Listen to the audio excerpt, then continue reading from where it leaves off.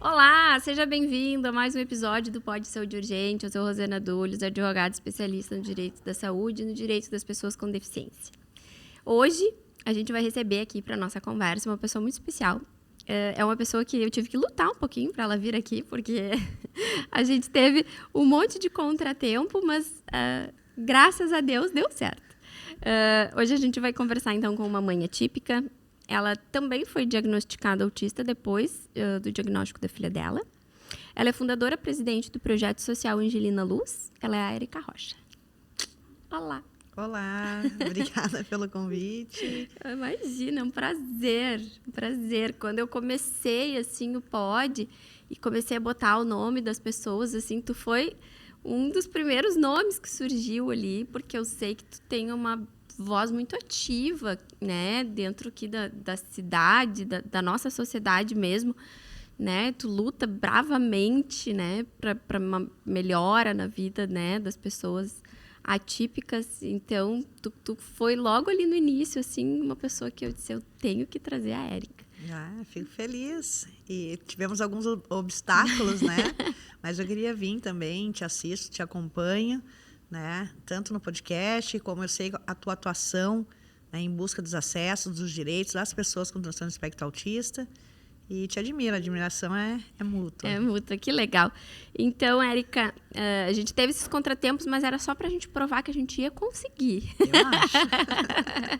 Tudo que é demorado, assim, que é mais difícil, é mais gostoso, né? Dizem. Érica, vamos lá. Conta um pouquinho, então, assim, a gente sabe que muita gente já te conhece, né? Tenho certeza que o nosso público, né? Que é quem assiste, né? O canal, é muito dentro do público, né? Dentro das pessoas com TEA, né? E famílias atípicas. Mas, vamos lá. Quem ainda não te conhece, te apresenta para essas pessoas. Claro. Eu sou a Érica Rocha, sou mãe atípica, sou uma mulher autista, ativista da causa, porque eu acho que quase 100% das ativistas aí à frente da causa do transtorno de espectro autista são, se a gente parar para ter essa percepção, né, mães atípicas, né? Como nasce aí a mãe atípica? No nascer da Angelina, onde até ali os 8 meses de idade dela, eu me considerava ali uma mãe típica, assim como um dos meus 2 mais velhos típicos, né? A Brenda, de 24 anos, o Yuri, de 19, e a Rapa do Tacho, que é a Angelina. Quantos anos ela tem? Hoje ela tem 9 anos. 9 anos de idade. Então, a Angelina sempre foi... Eu acho que ela fugiu, assim, um pouquinho do que a gente vê, assim, muito na descrição, né? Da percepção das mães, porque até a Angelina teve um autismo regressivo, né? Porque até os 8 meses, a Angelina é uma bebê super risonha. Sempre tivemos troca de olhar na amamentação. Isso que a Angelina mamou até 5 anos e meio. Nossa! O desapego foi assim, difícil, né? E eu digo, quando eu coloquei a Angelina para dormir, com 8 meses, né? Ali, chegando nos 8 meses, eu digo sempre que eu coloquei a Angelina para dormir, aquela bebê risonha, e ela acordou outra bebê. A partir daquele instante, não tínhamos mais troca de olhares, ela se tornou um bebê totalmente sério. A gente chamava ela pelo nome, e eu até fazia uma brincadeira, porque a Angelina tem o nome de Angelina por causa da minha avó materna, né? Minha avó, amor da minha vida, que não está mais aqui. Então, em homenagem à minha avó, a Angelina está aí. E eu chamava Angelina, e nem pensar, não tinha reação. E aí eu dizia, Maria, Júlia, né? Ela não gostou do nome, brincando na minha ignorância, né? Na época. Então, quando chegou ali naquela consulta de 1 ano, né?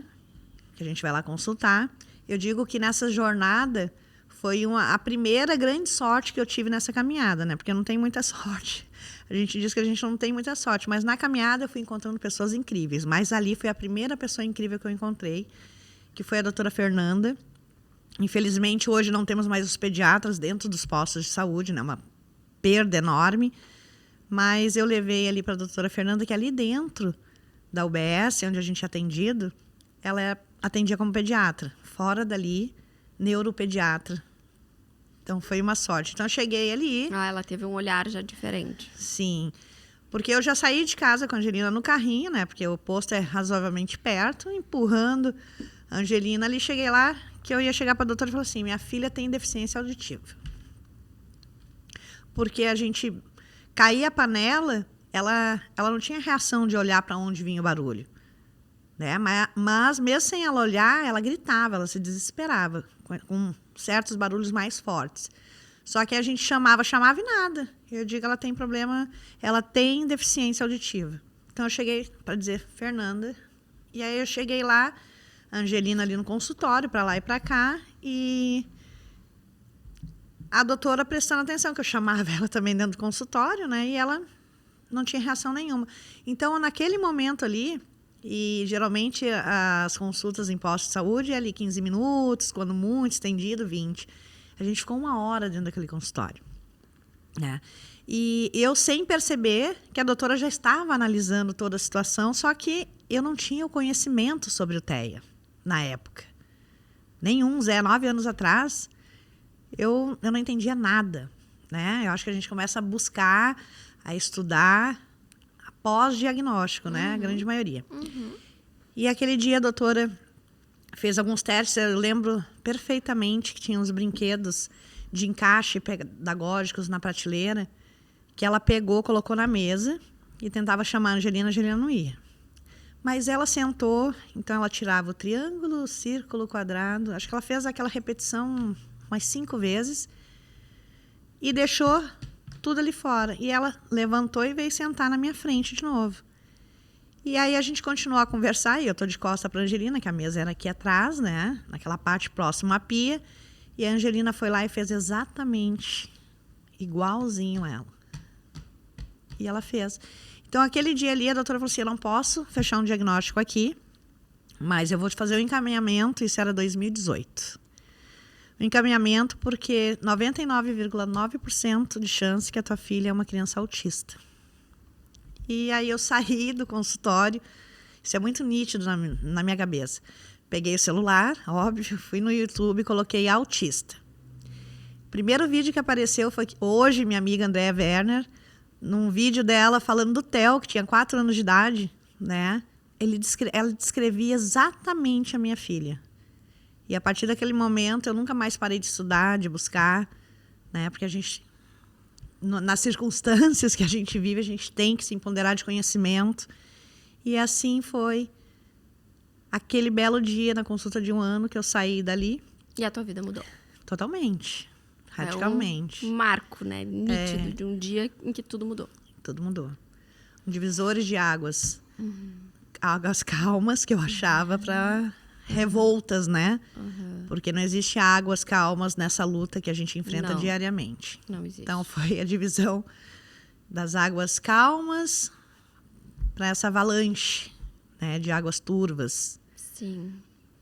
E aí, como foi, então, depois?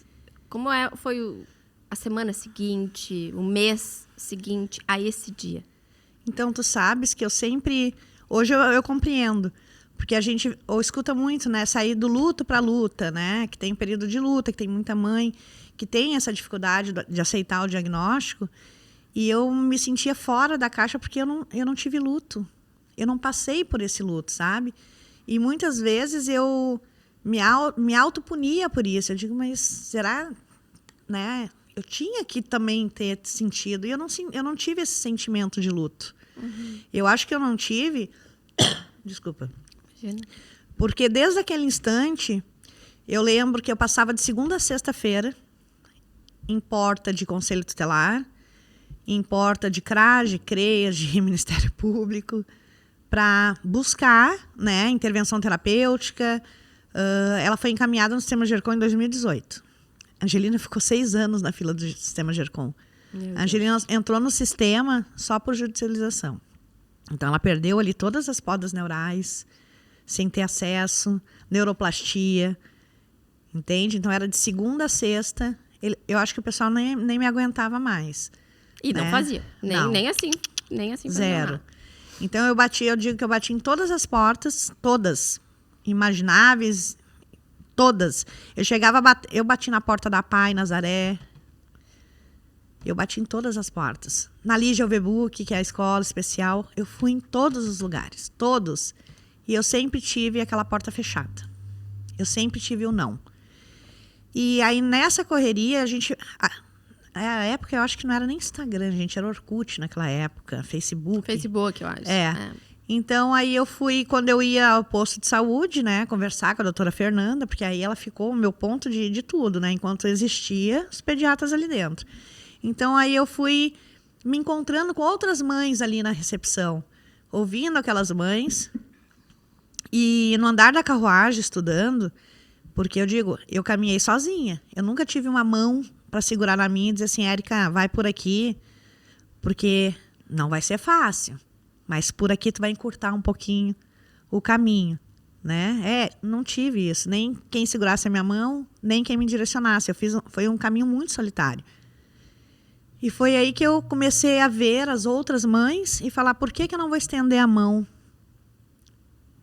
Por que eu não vou dar para alguém o que eu não recebi? O que eu não recebi, né? E aí foi de uma forma tão natural da gente se encontrando na peleia, né?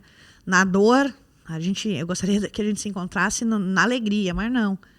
E aí foi indo da maternidade ao ativismo, né?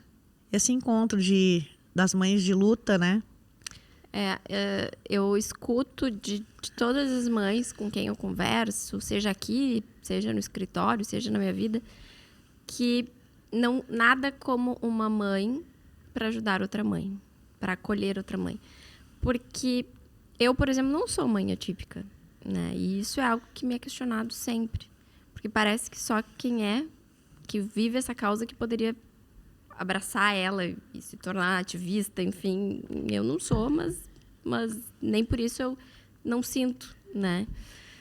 Ouvindo tudo que eu escuto todos os dias, era impossível eu ficar parada sem fazer nada. Mas é que aí entra que tu é prova viva que ainda, mesmo assim que você não vivencia a nossa realidade, nós ainda temos seres humanos empáticos. Isso. Né? Mas ainda assim, com toda a minha empatia, com todo o meu conhecimento, eu não sei o que tu vive. Entende? Eu não vivo o que tu vive. Eu posso imaginar, eu posso escutar uma história e querer me colocar naquele lugar, mas só quem vive a mesma história que tu, vocês conseguem, de fato, uma olhar para a outra e se acolher. Porque eu acho que isso faz... O que fortalece tanto vocês juntas são esses momentos de acolhimento de mães. Porque só vocês entendem, de fato, o que é a rotina, o que é o desgaste, o que é a dificuldade de uma seletividade alimentar. Eu sei o que é seletividade alimentar, eu posso imaginar que difícil que é, mas eu não vivo a seletividade alimentar todos os dias. Então, vocês que têm essa troca, é importante demais esse acolhimento, né? E esse papel que tu ocupa de liderar essas mães, de encorajar, é muito bonito, porque é um papel muito importante, né? As pessoas, elas precisam de pessoas que façam isso que tu faz, sabe? Que doam a sua vida para ajudar, para melhorar a vida delas. Isso é muito bonito, é muito importante, sabe? E tu sabes que isso foi acontecendo tão naturalmente que, às vezes, me perguntam, né? A gente teve a semana passada com o Diogo Almeida numa roda de conversa, né? E ele me perguntou qual era o meu sonho. E eu acho que a maioria das mães atípicas, quando a gente fala assim, qual é o teu sonho? É sempre direcionado ao filho, ao nosso filho, né? Não, mas não quero saber direcionado qual é o teu sonho. E aí a gente para se auto-questionar como a gente deixa de sonhar também, né? Mas o meu sonho, aí na hora, olhando tantos relatos que teve naquela roda ali, fortes, muito, muito fortes, o meu sonho é que a gente não precise mais estar aqui falando de inclusão, sabe? Que eu não tenha mais que tirar corda de pescoço de mãe, como eu já tirei. Que a gente não tenha que ver tantos apontamentos para uma mãe que... Gente, não é o autismo que adoece a gente, é o sistema. É a violação de direito. Isso é o que adoece a gente, a família atípica, as mães atípicas. Então, eu tenho um sonho, sim, de que a gente não precisa brigar, rastejar, suplicar, se humilhar por direitos básicos. Entende? Por a gente não ter que, saindo da porta de casa, ser colocada à prova, a gente já sai armada. A gente não consegue sair assim, estou saindo, não. Porque sempre alguma coisa vai acontecer. Ou naquela fila do supermercado, onde o direito ao atendimento prioritário, né? A gente até na fila, a gente sofre agressão verbal, agressões físicas. Tivemos uma mãe com um pai que sofreram agressão física no supermercado há um mês atrás. Porque eles se direcionaram ao caixa do atendimento prioritário e as pessoas que estavam na fila por falta de informação partiram para cima. Tu entende? Então, o meu sonho é que a gente possa realmente viver nesse mundo que é de todos nós. Todos nós. Não é só dos típicos. Não são só dos normais, né? Adoram dizer normais. Que normais? Minha filha não é anormal, eu não sou anormal. Somos diferentes. E se parar para ver essa concepção de diferente, tu é uma pessoa típica, tem 10 pessoas típicas aqui e todas são diferentes. Imagina um mundo todo igual, que saco, né? Uhum. Então as pessoas têm que nos respeitar enquanto pessoas, cidadãos de direito, seres humanos, né? Quantas vezes eu já fui numa pracinha com a minha filha pequena e as crianças se aproximam, né? Porque a gente diz que a criança não é maldosa, depende. Mas será que não é porque ela ouviu alguma coisa em casa? Exatamente. Ela não é maldosa até... Ela não é, mas ela absorve tudo mas que um adulto diz. Mas é educação de casa. Claro, é educação de casa, entende? Claro. A Angelina já cansou de ir em pracinha, as crianças vêm, vamos brincar, só que a Angelina não verbaliza funcionalmente.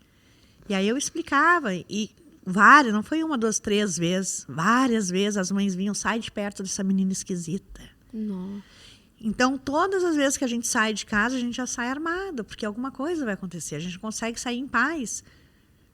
Nem para coisa mínima, nem para ir no mercado, numa farmácia, numa praça, num cinema, entende? Então, isso vai adoecendo a gente.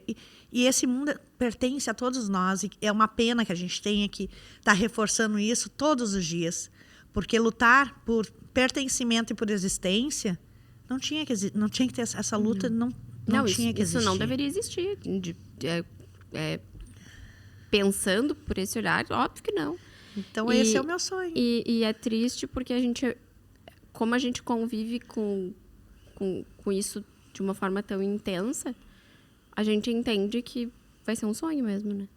Um sonho? Porque é difícil imaginar que nós, na nossa geração, vamos ver melhorias, porque vai tudo de mal a pior.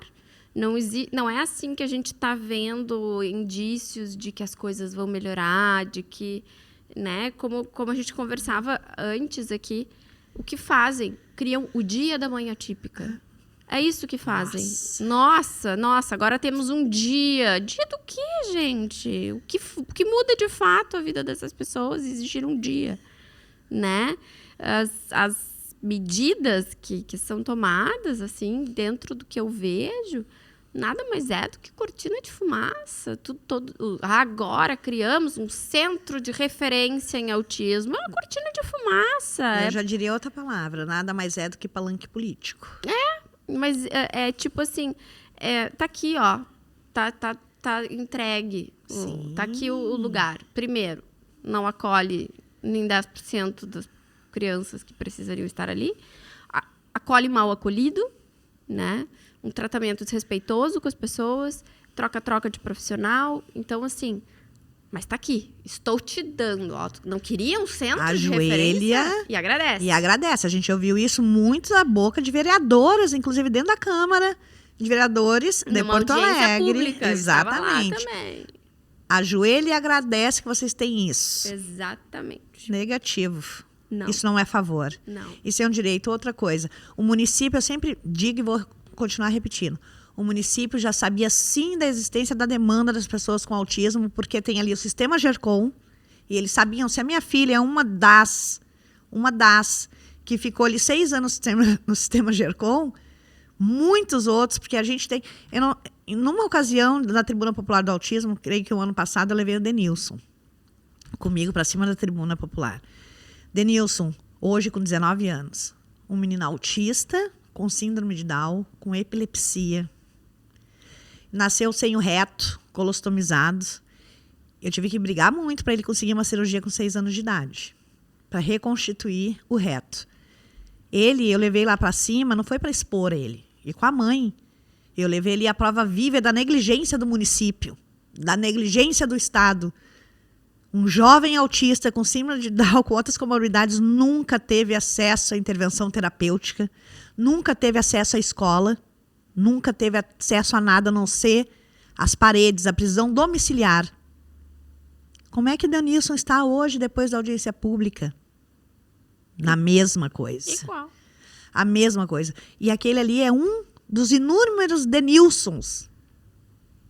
Sabe? A Angelina era uma diante de inúmeras Angelinas dentro de um sistema. Então, quando eles chegam ali com certa, né, que eu adoro ver, o certo, eu conto sempre, porque a gente lida com transparência e com verdade, vamos né? só explicar o que é o Certa, para quem não é de claro. Porto Alegre. Porque a gente tem bastante gente que nos assiste de fora. Então, o Certa, ele é um centro de referência no tratamento do autismo de Porto Alegre. De referência. Tá, não, é o nome. É o que era para ele ser, né? Então, foi criado com a ideia de que, bom, temos aqui, então, agora um centro de referência ao autismo. Esse é o Certa, criado. Agora, o que é o Certa, na verdade? Maior palanque político do município de Porto Alegre. Como é que surgiu ali o Certa, né? A gente tem pessoas, né, que se... Enfim. 2021, pandemia. Eu trouxe Berenice Piana, meu convite, porque ela tem o Clínica Escola dela, que é pioneiro no país, em Itaboraí, no Rio de Janeiro. Fantástico, 100% pelo SUS. Quando eu fiz o convite para a Berenice Piana, ela titubeou porque ela disse que a maior tristeza da vida dela é o nosso estado. Que ela já veio aqui inúmeras vezes, com gestões anteriores, e que aqui nunca dá um passo para frente. E eu falei, vem. Então, o meu convite, Berenice Piana veio para uma reunião com o prefeito e os secretários, apresentou ali o Clínica Escola dela, né? Foi até engraçado, né? Que todos estavam muito bem preparados para uma enxurrada de perguntas, e Berenice deu uma aula, né? Deu uma aula aí para o nosso prefeito, para o secretário. E eu lembro que em 2021 perguntaram, acho que o secretário da Saúde, na época, perguntou qual era o valor, né? O custo. E quando ela respondeu que era 80 mil mensal naquela época, todos se olharam. Então, foi dali que surgiu o projeto para o Certa, né? Aí, depois daquela reunião, aí as pessoas vão se, né? Vão usando aquilo ali. Então, em 2023 veio aí o Certa, a começar pelo local, né? Quando eu soube onde ia ser o local, eu já pifei, né? Aquele local onde é o Certa, eu frequentei. Com 5, 6 anos de idade, porque ali era a creche dos funcionários do manicômio do São Pedro. Minha avó trabalhou 50 anos, minha avó paterna no São Pedro.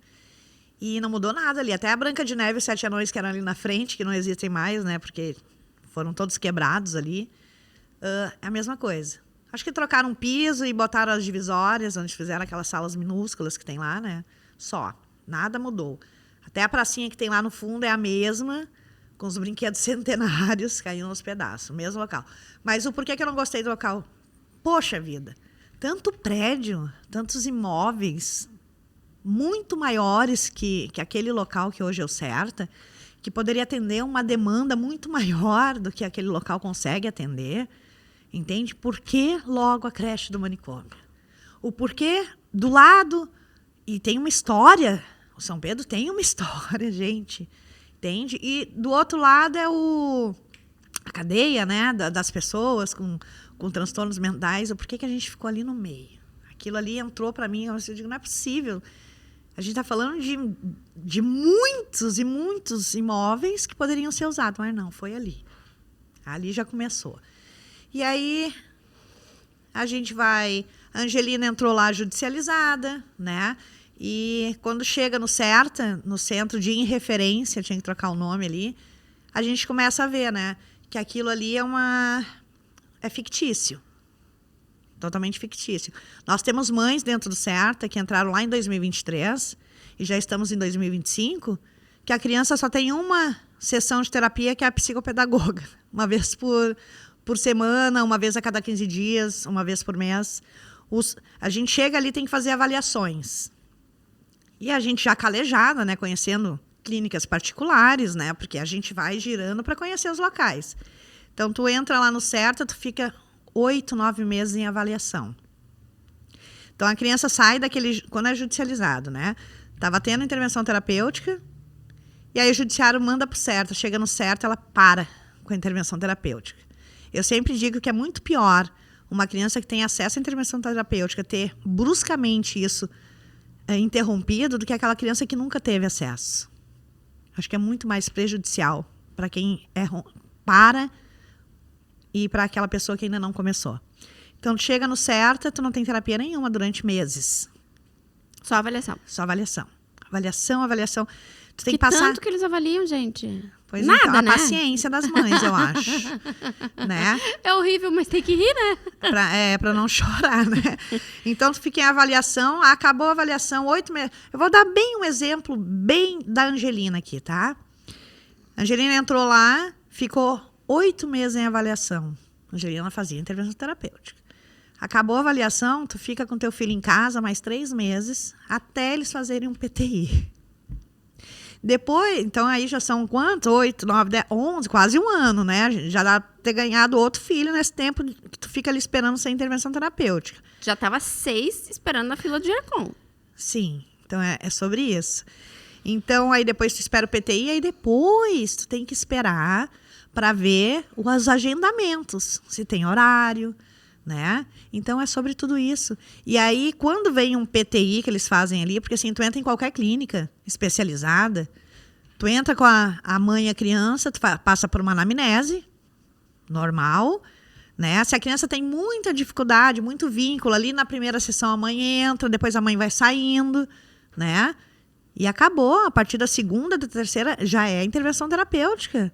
Lá não, gente, lá tu fica estagnada 8 meses só em avaliação, sem a criança ter intervenção terapêutica. Queria saber de onde que eles tiram esse tipo de coisa. Tu entendes? E a gente está falando de tempo, que é o que nós justamente não temos. Corremos contra o tempo para intervenção. Então, assim, são PTIs que não são até judicializados, eles não cumprem PTI.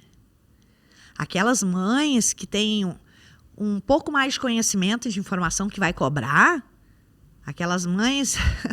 eu tenho um vídeo, inclusive, de uma situação... Primeiro dia de CERTA mesmo, que a Angelina ia ter um acesso à intervenção terapêutica. Chega a Érica lá com a Angelina no horário, né? E eu lembro que ela tinha esse horário e depois ela teria um outro horário. Então eu cheguei no horário e a terapeuta não tinha comparecido.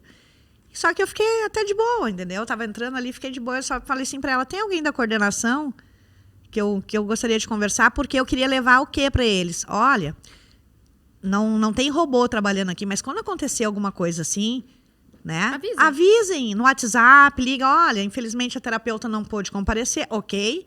Para que essa mãe venha no horário daqui. Porque como é que vai ficar 1 hora esperando nessa recepção 2x2, aglomerada, cheia de criança, porque chega uma criança ali que tem TPS auditiva, né, processamento sensorial, e tem uma criança que desregula todo mundo. Então, eu queria só conversar com a coordenação para levar essa sugestão, né? Eu digo, olha, avisem as famílias por isso, porque se é um centro de referência, eles tinham que saber pelo menos o mínimo, né? Sobre a intolerância de espera, sobre os que não conseguem ficar aglomerados, né, com muita gente. E aí, tá. Pedi para falar com a coordenação, daqui a pouco saio, fiquei ali fora com a Angelina, porque a Angelina teria que ficar ali mais 1 hora esperando até a segunda. E aí me chamaram, eu entrei com a Angelina, porque ia ser a primeira vez da Angelina. A Angelina foi comigo, eu entrei numa sala e eu sou totalmente visual, eu não esqueço o rosto. Eu esqueço o número, esqueço o nome, mas o rosto eu não esqueço. Mas aquele rosto, Eu tive com aquela coordenadora uma vez que foi na entrega, quando inauguraram o CERTA, porque eu estive na inauguração do CERTA, né? Só que ela tinha cabelo comprido, não usava óculos. Então, eu não gravei aquele rosto que estava sentado. Eu entrei na sala, já para resumir. Com a Angelina, falei, boa tarde. Não me respondeu. Eu digo, tudo bem. Sentei, fui arrumar para sentar. A Angelina foi ali no tapetinho. E ela bem assim, eu vou tirar tua filha daqui. Isso eu tenho gravado. Porque me dá Eu tenho um negócio que eu digo que tem uma bruxinha que conversa comigo, que eu sinto muitas coisas. E eu falei, não, minha filha vai ficar aqui. E ela, eu vou tirar tua filha daqui. E aí, pelo jeito hostil dela, eu já digo que tem coisa errada aqui. Mas por quê? Só porque tu pediu pra falar com ela? Não foi com ela. Eu pedi pra falar com alguém na coordenação que eu queria levar essa sugestão. Eu achei que ela era a coordenadora. É que são vários coordenadores, né? Uhum. Tem coordenador de educação, coordenador de não sei...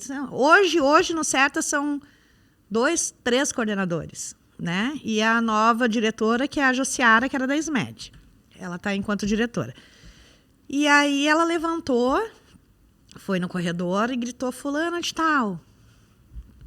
Se eu estou na frente dessa pessoa, que eu não reconheci porque ela estava de cabelo curtinho usando óculos, e eu falei para ela que a minha filha não ia sair dali. Não conheço o ambiente, eu não conheço as pessoas, era a primeira vez dela ali, e eu só queria dar uma sugestão, porque querem tirar minha filha daqui, né? Então, nesse momento que ela sai para o corredor, eu pego meu celular, ligo na câmera, boto no silencioso e largo assim, ó, em cima da mesa. Aí ela voltou com essa pessoa e falou assim, pega a criança, a partir daí eu tenho tudo em vídeo gravado. Leva primeiro tempo, não sei o que, eu olhei para ela assim, vem cá, esse aqui é o acolhimento da família? Se eu estou te dizendo que a minha filha não vai sair daqui porque ela não conhece ninguém, eu não conheço ninguém, ela não vai sair daqui. Eu sofri agressão física, eu sofri agressão psicológica, ela gritava dentro daquela sala e dizia assim para mim, eu estava me preparando psicologicamente para te atender a semana que vem. Me chamou de louco, nossa, barbaridades.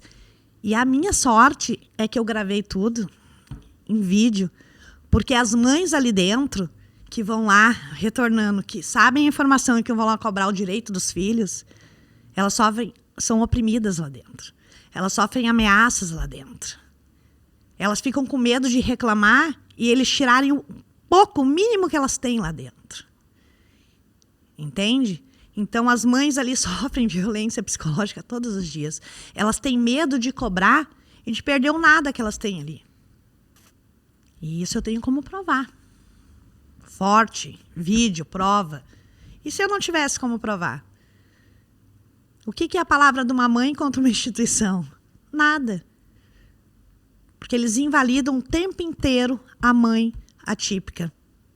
Eles gostam de colocar adjetivos nas mães atípicas. As loucas, as histéricas, as desequilibradas, as que brigam, as que fazem escândalo. Não é esses os adjetivos que nós levamos? Então, a gente tem que estar sempre buscando e gerando provas para a gente se defender de crimes institucionais. Essa é pior do que eu pensava. É. Eu achava que era só um atendimento ruim mesmo. Não, tem muito. Na minha visão, assim, era só... Porque o que eu tenho, assim, por exemplo, eu tenho um cliente em que nós temos uma liminar estabelecida, por exemplo, 3 fono, 3 TO, 3 psico. No CERTA, não. Aí né? vai pro CERTA, aí eles fazem o plano terapêutico deles, invalidam completamente a liminar judicial. Invalidam laudos também. Invalidam os laudos, invalidam uma liminar, eles determinam. Só que nem o plano terapêutico deles, eles mesmos cumprem, porque todo mês, quando eu recebo as fichas da agenda do mês seguinte, não tá aquilo que ele... Porque daí eles lá definem, então, que eles vão dar uma psicopedagoga, 2 TO e 2 psico e psiquiatra. Toda hora. Toda hora eles têm psiquiatra, que eu não entendo pra quê, mas eles têm, toda hora. Só que chega no mês seguinte é tudo outra coisa. Então, tu vai ter uma TO no mês... Gente, todo mundo sabe que a intervenção terapêutica para autismo requer intensidade de tratamento, tem que ter a rotina, a frequência terapêutica, profissionais qualificados. Então, assim, isso é o vínculo, básico. E o vínculo profissional. Então, assim, O que todo mundo me fala é que é um troca-troca absurdo. Não é só no Certa. As clínicas credenciadas de plano de saúde também é um troca-troca danado. É um monte de estagiária dando tratamento e aí a supervisora que assina, tá? Não, a supervisora tem que dar o tratamento. Não é assim, a supervisora assina, né? Tem uma TO supervisora. E aí tem um monte de estagiária. Não, tem que ser uma TO formada, né? A criança ganha na justiça uma TO, não um estudante, né? Exato. Então, isso não é exclusivo do Certa, né? Mas é um troca-troca de profissional. Então, assim, ó, tá errado em todos os lugares, né? Porque as crianças não têm intensidade, como tu disse, tem uma mãe lá que ganha só psicopedagogia. O que vai fazer uma criança 30 minutos por semana de psicopedagogia? Que tratamento é esse? Só que aí eles fazem essa cortina de fumaça. Tá aqui, ó. Essa fulaninha não tá mais na fila do Gercom. Ela já saiu da fila do Gercom, entendeu? Porque daí todo o tratamento que ela precisa, ela não tá mais lá, porque ela já tá recebendo um tratamento, só que é um tratamento que não tem nem sentido perto da necessidade dela. E é isso que eu vejo, mas agora tu tá me trazendo um relato muito pior ainda, de um tratamento completamente desumano. Né? Um lugar que se intitula referência, que em tese deveria acolher, né? A história da sala 2x2 ali é uma coisa que também já chegou para mim, né? Que é uma sala minúscula. Fora a insalubridade, a sujeira do local, né? Temos vídeos, inclusive um vídeo da semana passada com um ratinho andando para lá para cá, o Dr. Little. Meu Deus. Uhum. E as crianças botam a mão no chão, mão na boca e assim por diante, né? Então é tudo muito bonito, né, no mundo da Alice e do País das Maravilhas. A gente está falando de realidade, de quem está lá dentro, de quem, né? E não é apontamento de uma mãe só. Não é o apontamento do projeto Angelina Luz. Não é o apontamento da mãe da Angelina, né? Porque aqui eu sou ativista à frente do projeto Angelina Luz, à frente da coordenação do MOAB do Rio Grande do Sul. Estou à frente da Rede Gaúcha Pro Autismo agora também. Então, essa é ativista. Eu falo enquanto mãe da Angelina lá dentro. Né? Eu posso falar nesses dois viés, enquanto mãe e enquanto ativista, que vai lá e cobra.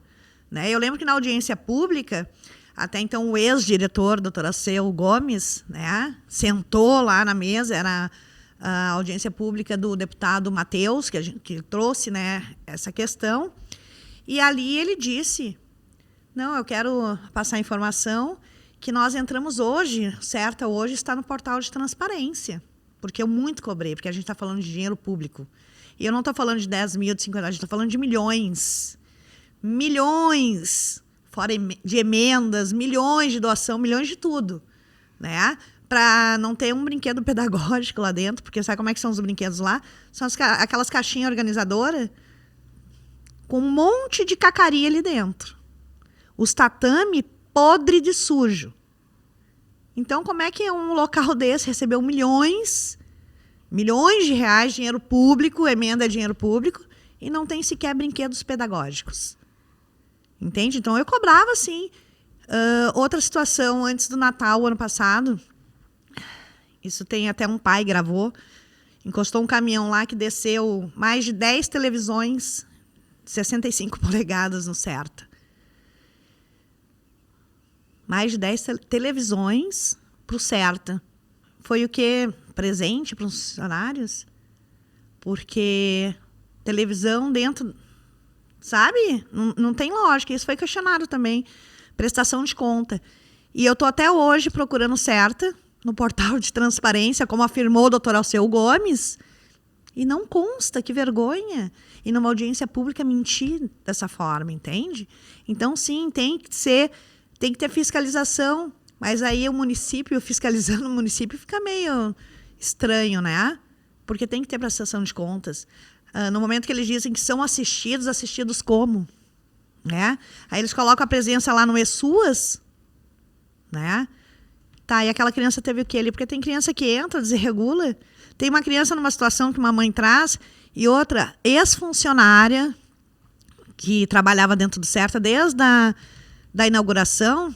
A gente tem denúncias fortíssimas dela, inclusive, que as crianças dos pais mais difíceis eram levadas lá para a sala do brinquedão, que eles botaram um brinquedão lá de bolinhas, né? Em vez de fazer uma sala sensorial, né, para terapia ocupacional, né? Como é a sala de terapia ocupacional do CERTA? Olha, é um quadradinho com um tapete e com a caixinha, com as cacarias dentro. Aí lá perto da cozinha, uma salinha que eu acho que é 1 por 1, que é menor ainda, eles colocaram ali até para uma reportagem depois da nossa manifestação. Penduraram ali, tem os armários de ferro, pendurado ali um balancinho, botaram umas coisas coloridas, porque não existe sala para terapia ocupacional com integração sensorial, que é primordial para os autistas. Mas aí tem uma sala gigantesca que foi lá na inauguração que eles colocaram um brinquedão com escorregador e bolinha. Né? Então, as crianças que eles dizem que os pais que enchem o saco, eles levam para lá, as terapeutas ficam conversando e a criança fica fazendo bolinha de sabão. Então, é muita coisa. É muita coisa. E aí, somos todas invalidados. Né? Se no momento que muitas mães estão fazendo o mesmo apontamento, né? Aí, o que nós, enquanto instituição, fazemos? Pedimos que os vereadores cumpram, né, o papel principal deles, que é a fiscalização. Mas não é chegar a marcar, porque o vereador não tem que marcar. Ele entra, bate na porta e fiscaliza. E ponto final. Né? Porque senão eles preparam todo um cerco que entra e conta a história bonita que eles querem contar. Mas quem está lá na ponta da corda, com aquele único acesso ali, não tem história bonita para contar. Então é uma brincadeira de mau gosto. Sabe? O município, repetindo, já sabia da demanda, sabia que um CERTA não ia chegar na... Por que fizeram um local? Então, que fizesse assim o CERTA, a gente vai dar conta de atender 100 famílias, dignamente. São 100 famílias salvas. E não fazer um aglomeramento de pessoas ali para não atender ninguém. Quantos eles dizem que estão atendendo hoje? 272, né? Tem até um documento aqui que eu vou lhe passar depois, que eu recebi ontem, porque depois da manifestação a gente fez um pedido, né? E eu recebi ontem a resposta e eu comecei aquilo ali, eu começo a rir sozinha. O que o CERTA traz de relato e o que é a realidade tem um aquém enorme de profundidade que tu olha e acha que é um buraco negro. Sim. Sabe? Então, infelizmente, e para atender a demanda do município, que cada vez aumenta mais, isso que a gente não tem um censo realmente, né? Mas ali dentro do sistema GERCOM tem como saber. Né? Se eles quisessem mesmo números, nem que fosse assim, sem precisão, porque com precisão a gente tem criança que não tem nem diagnóstico ainda. Naquele dia que a gente se encontrou ali na Câmara de Vereadores, eles falaram em 2.500 crianças na fila. Na fila do CERTA? Foi o que eles falaram. Tu sabes que eles eles terceirizaram, né? Tem três clínicas agora, né, que fizeram parceria. E as crianças que estão ali na fila do CERTA, eles estão encaminhando para essas 3 clínicas, né? Mas essas clínicas também não têm vaga. Então, tu está ali pendurada. Para o judiciário, é como se aquela criança estivesse sendo atendida pelo município, entende? Então, aquela mãe não tem nem como recorrer. Porque para o judiciário, ela está sendo atendida e assistida, e não está. Essa é a minha dificuldade. Né? Então, todo dia, essa é a minha dificuldade. E volto a falar, não é só contra o município. É contra os planos de saúde também. Eles tocam as crianças para dentro e sabe-se lá o que acontece. Eu tive um caso contra um plano de saúde recente, de uma mãe que o plano de saúde mandou uma T para casa dela. Quando a menina chegou lá, ela não sabia o que fazer com a criança. E a mãe disse, tá, mas né, tu veio aqui para aplicar a aba? Mas eu não recebi nenhuma orientação. Tá, mas e a supervisão? Não, eu não tive. Simplesmente mandaram uma mulher para casa dessa família. Aí, essa mulher... Deixa eu cansar aqui. Essa mulher era uma estudante de psicologia, mas que não tinha nunca trabalhado com criança autista. Não sabia absolutamente no que estava fazendo lá. Foi contratada para CAT.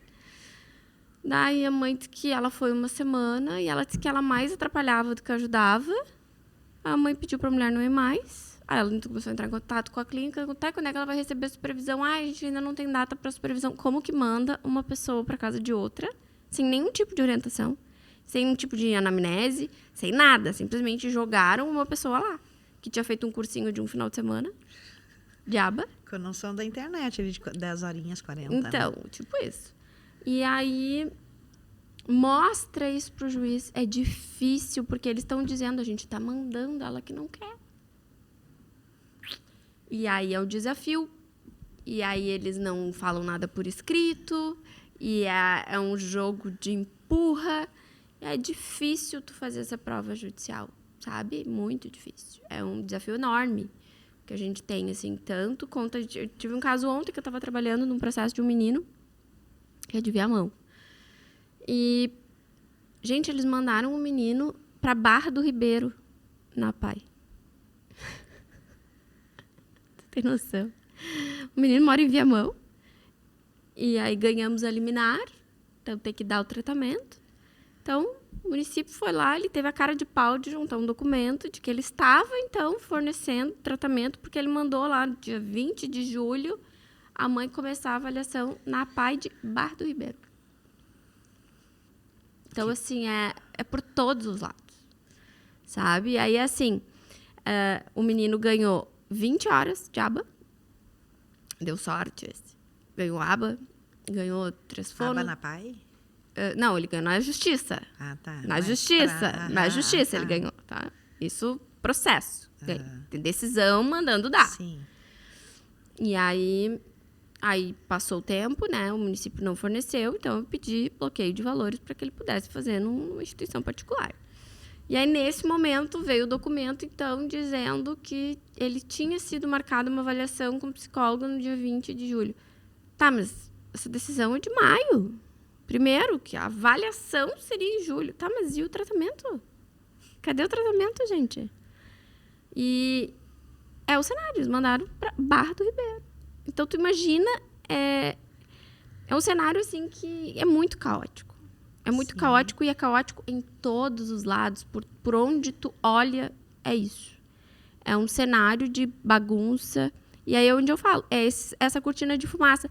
Porque essa avaliação do dia 20 de julho atrapalha meu processo. O juiz manda segurar, sabe? Ele não libera o valor para ela já ir fazendo no particular.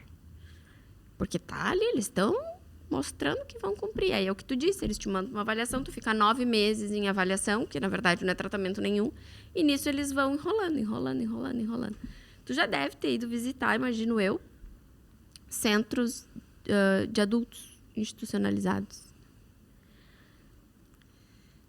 Eu preciso falar sobre. E aí, eu faço sempre esses centros de adulto custam muito para o Estado. Depósito de pessoas. É um depósito de pessoas. E custam muito para o Estado. Lá na frente. 20, 30 mil reais por pessoa. É o que o Estado paga. Não era mais fácil pagar um tratamento para essas crianças, gente?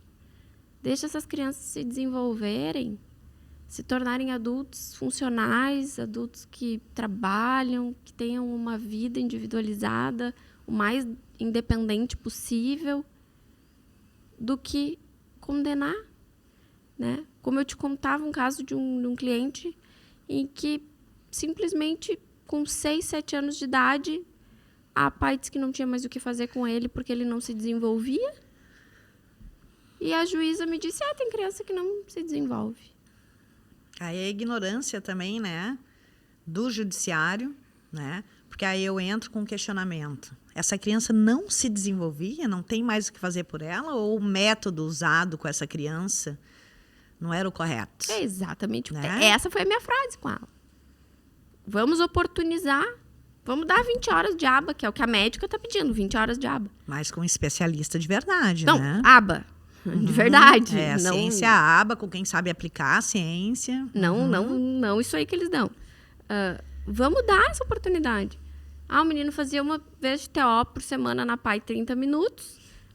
Vamos dar 3 TO com integração sensorial por semana. Vamos ver se ele não tira fralda. Mas vamos oportunizar esse tratamento. Sabe que a minha filha desfraldou o ano passado, né? A Angelina foi desfraldada com quase 8 anos. Com 8 anos, na verdade. Porque ela desfraldou depois, quase ali de setembro. E foi bem complicado. E o desfraude dela, assim, tão tardio assim, o xixi ela não faz, porque a Angelina até hoje, se eu não der comando verbal para ela ir no banheiro, ela não vai.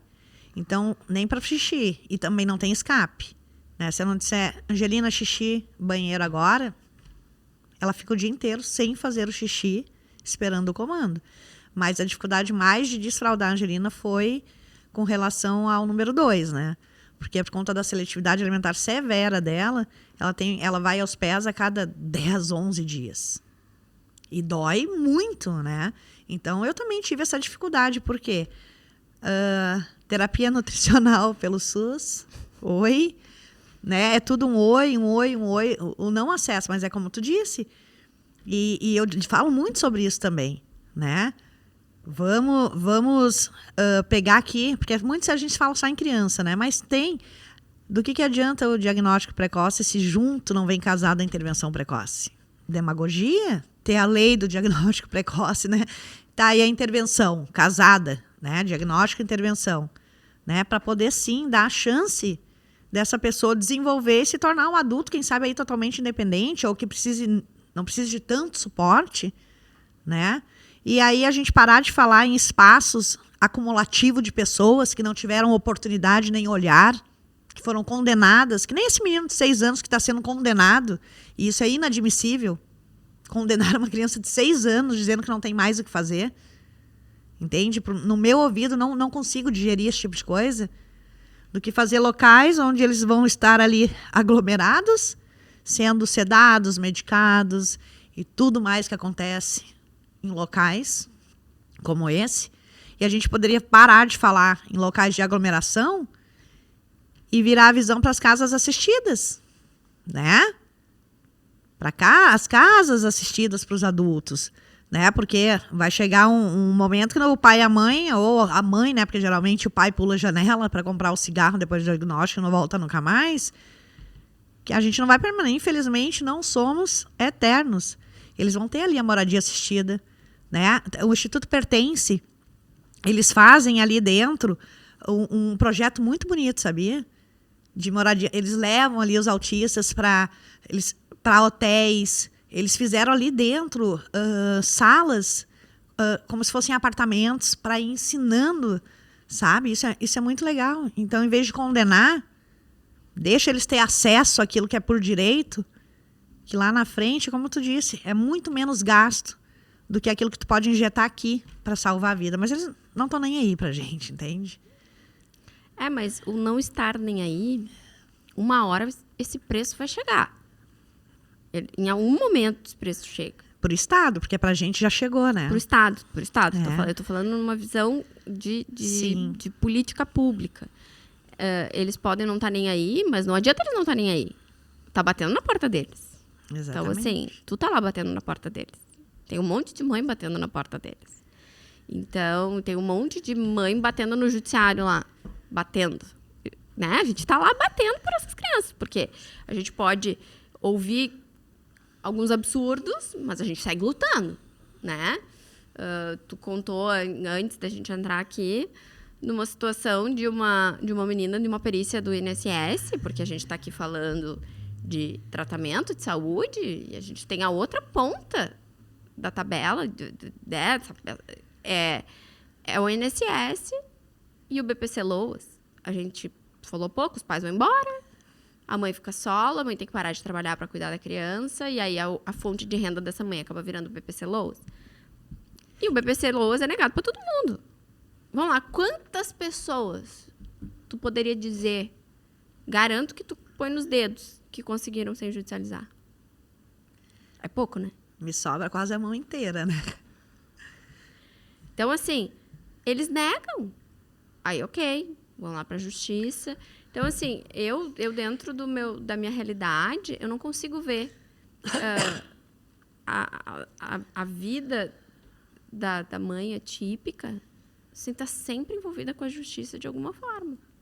Porque é o único refrigério que essas mães têm. Então, as mães ou vivem mais dentro da defensoria pública do que em casa, né? Porque é tudo... Daqui a pouco o ar que a gente respira vai ser judicializado também, né? Porque é tudo, é terapia, judicializa.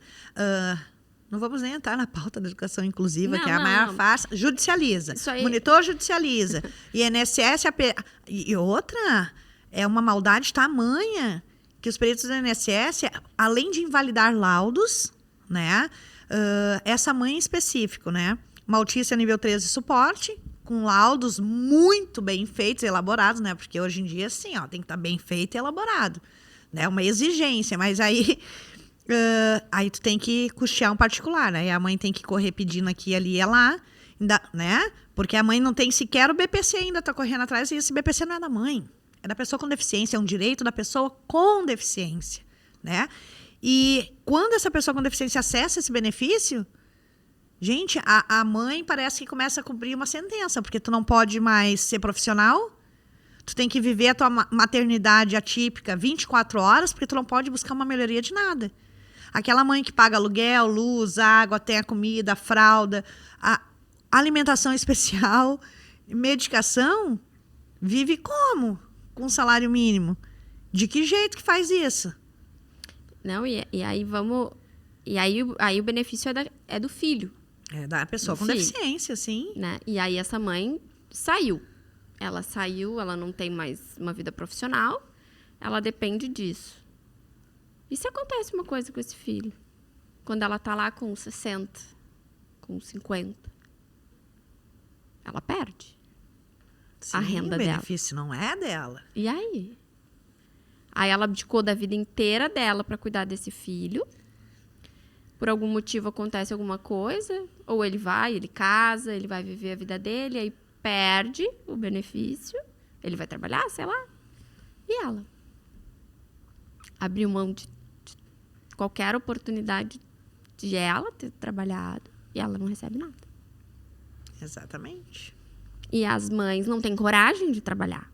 Porque o que todas me dizem, porque se eu for trabalhar e eu tiver uma carteira assinada, eu vou perder meu LOAS. Eu não posso. Então, elas param tudo, qualquer possibilidade de crescimento, porque elas viram reféns do LOAS.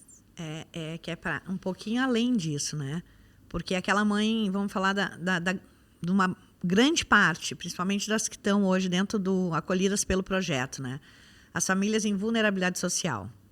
Aquela mãe que não era mãe solo, né? Porque tinha um casamento, um relacionamento, veio o diagnóstico, o pai saiu por ali e não voltou mais.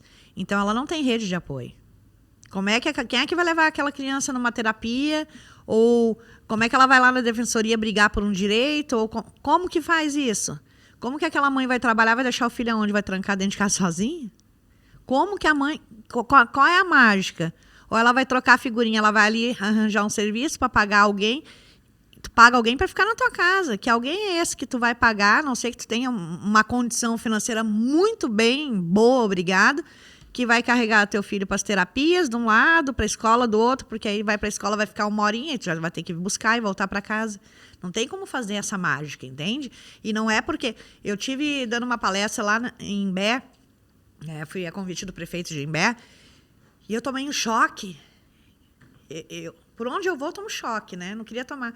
E eu sentada ouvindo 2 psicólogos, né? E ali eu fiquei tão chateada, porque isso é uma recorrência de colocar nas costas das mães a típica culpabilidade, entende? E eu ouvindo eles falando que a culpa é de vocês estarem assim. Vocês têm que ir para uma academia, fazer uma academia, cuidar do cabelo, cuidar da unha, sair, viver. E eu fiquei ouvindo aquilo ali, e aí a minha mão começa a suar. Eu involuntariamente começo a tremer, porque eu não estava acreditando no que eu estava ouvindo. Sabe, as mães geladeiras que éramos vistas assim, lá, o filho é autista porque nunca deu amor na carinha, né? Isso caiu por... Gente, aquilo me veio no ouvido com uma agressividade tão gigantesca, e aquele local lotado de manhã típica, ouvindo aquele... E no rosto a gente se percebe as mães doentes, cansadas, deprimidas, e eu ouvindo aquele monte de barbaridade. E depois eu tive que dar essa resposta por todas que estavam sentadas ali. Eu digo, tirem a culpabilidade que esses 2 profissionais acabaram de colocar nas costas de vocês, porque essa culpabilidade não é nossa, não, senhores. Ou tu acha mesmo que as mães que estão aqui não queriam estar fazendo um cabelo, uma unha, não queriam estar fazendo tudo aquilo que vocês falaram que elas não fazem porque não querem? Vocês vão ficar com os filhos delas na escola? Meia hora, 20 minutos, uma hora, vai buscar? Vocês vão buscar as terapias? Vocês vão pegar os pais dessas crianças que abandonaram por conta do diagnóstico e vão trazer de volta na coleira? Como é que vocês culpabilizam as mães? É tudo as mães. E aquilo me doeu. Por que não? Nós estamos conformadas com o salário mínimo, pelo amor de Deus. Isso não é vida para ninguém. Isso não é vida... mas as famílias típicas que ganham BPC, elas estão ótimas, não fazem nada, querem viver à custa do governo, não.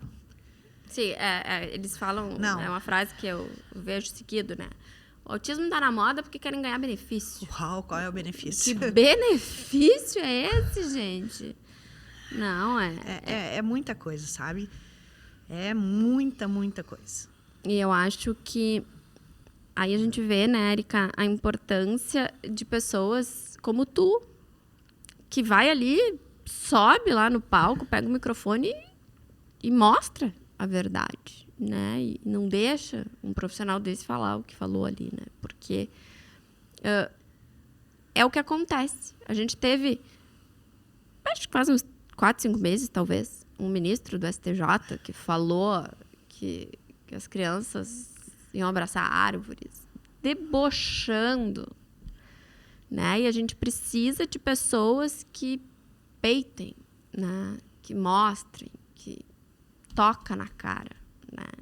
Às vezes, como tu disse, são loucas, são barraqueiras, digam o que disserem, mas precisam ser ouvidas, né? Vocês têm esse papel muito importante. E é um papel social, né? Porque quando tu briga, não é só pela Angelina. Tu briga por todas, né? Então, as pessoas... é importante tu ter esse papel de fala. Tu e tantas outras que estão ali dando a cara, né? E esse papel, ele é fundamental para a gente tentar, devagarinho, mudar.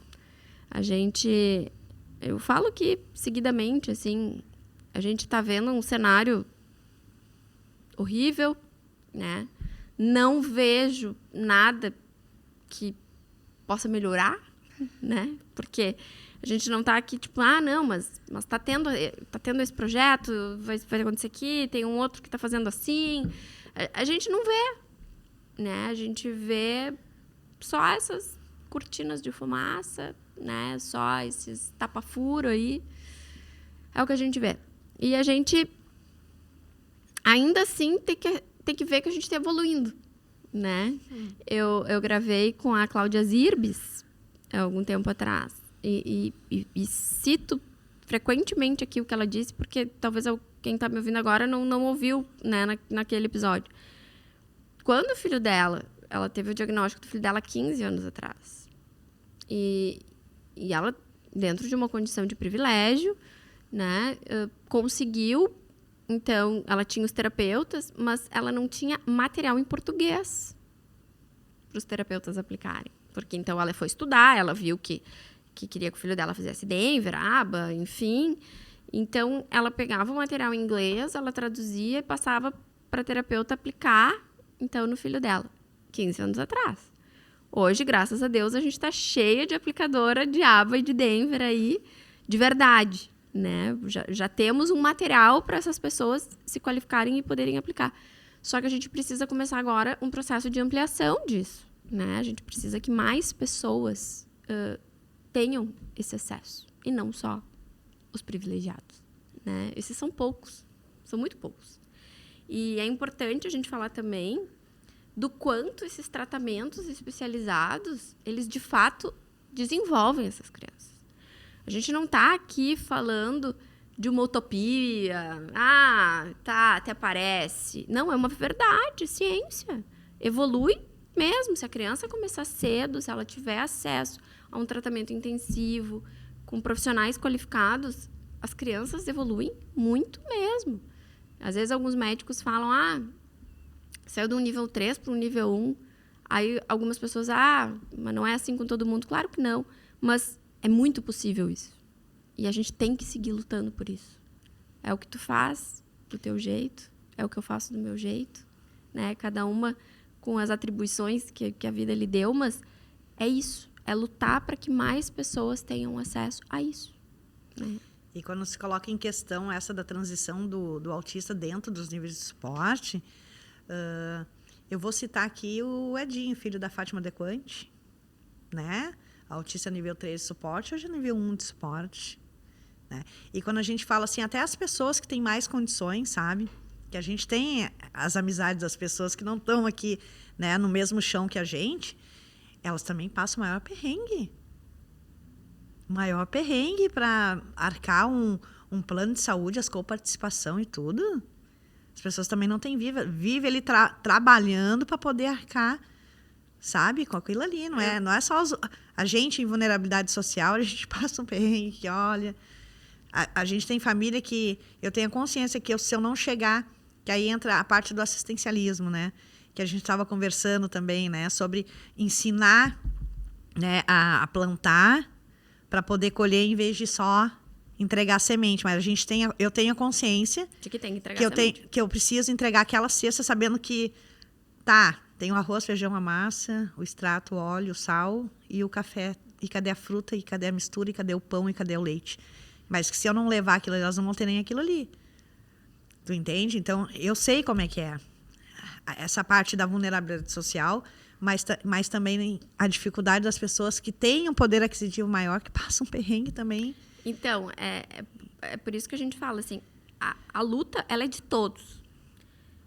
Obviamente que quem tem uma condição financeira melhor consegue algumas... Acesso que a gente não vai conseguir, sim. Consegue algumas coisas diferentes. Mas ainda assim, essa pessoa que vier fruto do privilégio, ainda assim, a mãe muitas vezes tem que parar de trabalhar, porque vive em função, né, como muitas mães me dizem, eu sou motorista do meu filho, porque às 7 horas é terapia aqui, às 9 é aqui, às 11 é lá, aí vai pra escola, daí vai não sei o quê, daí busca aqui, daí depois tem terapia aqui, depois tem o jiu-jitsu, depois tem o não sei o quê. Então, assim... E que vida essa mãe também tem? Essa mãe também, ela também tá esgotadíssima. Com certeza. Né? Então, não, esse nível de estresse, esse nível, ele apenas muda dependendo de uma classe ali. Né? Mas a questão, ela é desafiadora para todo mundo. Né? Então, talvez essa mãe também não consiga ir no cabeleireiro. Né? Porque ela passa o dia levando o filho para cima e para baixo. Eu gravei com a Xana e ela disse, meu filho tem agenda de CEO, ele começa às 7 da manhã, termina às 7 da noite. Então, assim, é um desafio. É um desafio para todas. Né? E aí, mais uma vez, a gente falar e enaltecer esse trabalho que vocês fazem de acolhimento. Né? Conta um pouquinho, para quem não conhece, então, o teu projeto. Como que pode fazer para participar? O que vocês fazem lá? O que tem de ferramentas? Conta um pouquinho para nós. Então, hoje, dentro do projeto Angelina Luz, nós temos toda uma assessoria jurídica, inclusive, que acolhe essas famílias, que direciona sem cobrar nada, né? Ajuda mesmo. A gente faz a sala do afeto todo mês. O que é a sala do afeto? Onde nós temos ali os psicólogos, que fazem um acolhimento, sabe? Não por videochamada, não online. A gente consegue fazer porque as dificuldades hoje da mãe conseguir ir, às vezes as mães não vão, porque, meu filho, mas traz junto. Esse contato, sabe? Para além das telas, é muito importante. Importantíssimo. A gente divulga muito, né? A gente empodera. Eu acredito muito que empoderar essas mães com informação faz com que elas não sejam esmagadas em lugar nenhum. Uma mãe com conhecimento dos direitos do filho não é mais esmagada. Isso. Então, a gente empodera muito essas famílias. A gente busca também o acesso delas a eventos gratuitos. Sabe aquele evento que pode ser para a grande maioria um cinema, um circo, um parque, qualquer coisa assim que diz, que bobagem, não. Tem mãe que não consegue ter um acesso ao mínimo. A diversão dos filhos é ali o pátio da casa quando tem pátio, ou é a sala. Então, a gente traz essa parte também. Vocês têm um espaço físico? A gente não concluiu ainda, mas estamos concluindo. Mas antes, assim, tipo, o ano passado estava em 50%, vamos dizer que agora a gente está chegando ali nos 75%. Olha, 75%, mas vamos ter, com certeza. Mas aí a gente tem parcerias, né? Parceria com a Faculdade Anhanguera, que a gente usa a faculdade aos sábados, né? E a gente vai fazendo parcerias e encontros. E eu digo que, assim, o Projeto Angelina Luz é um projeto de linha de frente. Sempre que chega uma família pra gente, eu digo assim, ó, eu vou te passar... a gente tem todo o material de apresentação, né, do projeto. Estou te passando o link do nosso Instagram, Projeto Angelina. Entra lá com calma, dá uma olhada no nosso perfil. Se tu se identificar, sejas bem-vinda. Porque nós não somos um projeto de rede social. Fala, então, para quem está seguindo aí, quem quiser seguir vocês, como é que faz, então, para entrar em contato com vocês? Então, quem quiser seguir a gente lá no Instagram, @Projeto Angelina Luz, só chamar lá no direct, que tá sempre eu por lá, ou as coordenadoras, né? E pra gente conversar. Sejam todos bem-vindos. Tanto para vir, que eu digo sempre, né? A minha rede, qual é a tua rede de apoio, Érica? Né? Eu sempre digo, a minha rede de apoio são as famílias que viraram a minha grande família típica.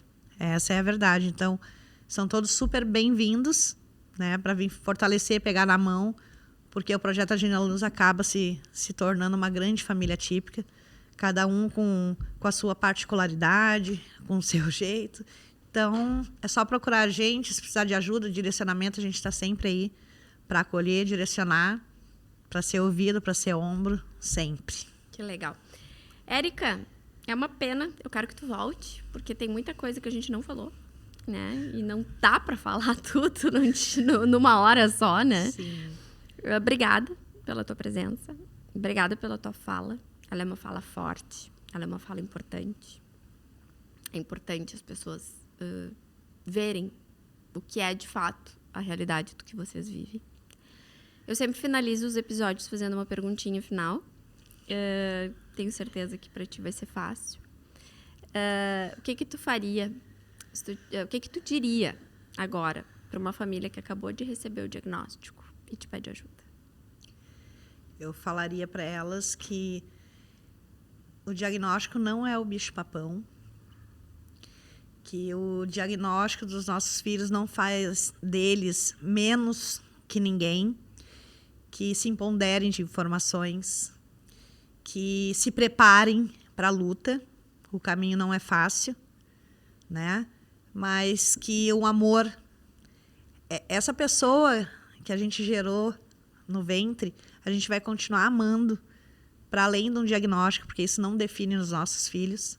O diagnóstico vai definir apenas o caminho de luta que a gente vai ter que travar.